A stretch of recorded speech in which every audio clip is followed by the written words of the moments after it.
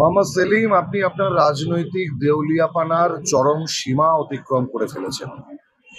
কংগ্রেসের ঘাড়ে বন্দুক ঠেকিয়ে আপনি প্রকারান্তরে হুমকি দিচ্ছেন, জোট না করলে কংগ্রেসের ঘর আপনি ভেঙে দেবেন। কোন পর্যায়ে পৌঁছে গেছেন আপনি? আপনি ভাবুন আপনি কি করছেন। রুটি রুজি, কর্মসংস্থানের লড়াই, সাম্প্রদায়িকতার বিরুদ্ধে লড়াই আপনার কাছ থেকে আমাদের শিখতে হবে না মোহাম্মদ সেলিম?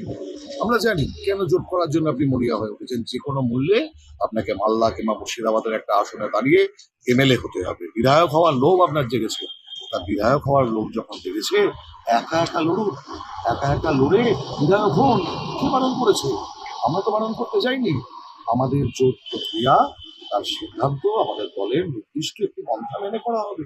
আপনি বারংবার বারংবার একই জিনিস, একই কথা বলার পরে আপনি আজকে বলছেন পাড়ায় পাড়ায়, গ্রামে গ্রামে, বুথে বুথে কংগ্রেস কর্মীদের নাকি আপনাদের কমরেডরা কি বলবেন টলবেন, কি প্রচন্ড হুমকি দিচ্ছেন নাকি?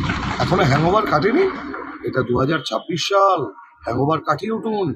পাড়ায় পাড়ায় একজন কংগ্রেস কর্মীও যদি থাকে, তারা সমুচিত জবাব দিতে তৈরি আছে আপনাকে। কিন্তু মোহাম্মদ সেলিম, মাথায় রাখবেন, হ্যাংওভার কাটান।